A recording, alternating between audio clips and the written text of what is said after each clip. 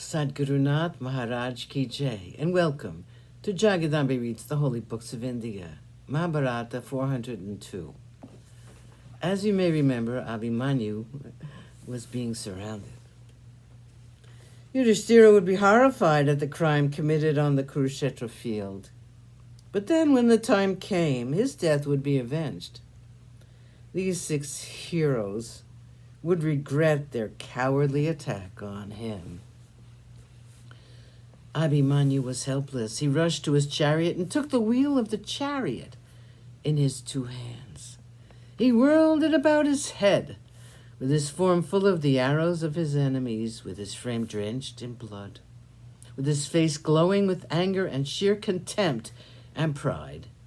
The young warrior stood there in the midst with the chariot wheel in his hand, looking like the Lord Vishnu.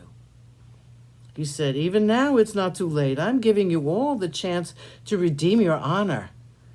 Come and fight with me. Come one by one. I will fight with you. Come one by one. I can fight with each one of you. Come." Even as he was saying this, Abhimanyu rushed at Drona. He looked like Vishnu himself with the wheel in his hand.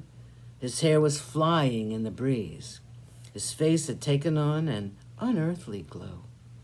He was the most wonderful sight as he stood there with a smile on his lips, with the wheel upraised. Even before he could fling it on Drona, the 6 of them broke that wheel into 100 fragments. Abhimanyu now took up the mace. He said once again, "Come, one by one, yes, one by one. I can fight all of you if you come one by one." His words fell on deaf ears.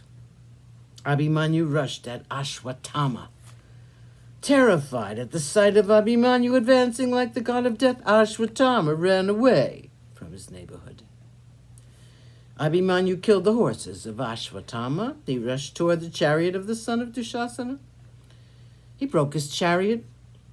Dushasana's son leaped at Abhimanyu with his mace raised aloft. The 2 were engaged in a fight for life. Abhimanyu had become completely fatigued by the terrible fighting of the day. He did not mind it. He fought desperately. Each was bent on killing the other. When he saw Abhimanyu fall down, the son of Dushasana rushed at him.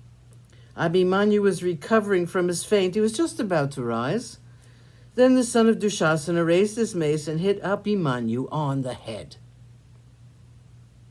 Abhimanyu fell down again, not being able to stand the force of the stroke. He fell down, never to rise again. Abhimanyu was killed. Abhimanyu was killed most treacherously by the brave warriors on the side of the Kauravas. 6 great warriors dared to commit this most dastardly crime on the holy field called Kurukshetra. Drona, the commander of the Kaurava host, proved himself to be as sinful and treacherous as the king for whom he fought. The son of Drona, Ashwatthama, the son born by the grace of Shankara, was party to the murder of a child of 16. It was a crime, the like of which had never been committed before. Arjuna's beautiful son lay dead, and these men danced around the dead form of that hero like animals, like beasts without any feelings. No, a beast would have been more sympathetic. They were monsters. Abhimanyu was killed by 6 great heroes on the side of the Kauravas. He had churned the army of the Kauravas like a whale which churns the sea. They looked on him as he lay on the battlefield with his beautiful face like the moon on the eastern hill, with his lotus eyes closed, with his form full of arrows that had been shot at him. There was great joy in their hearts. They shouted for joy.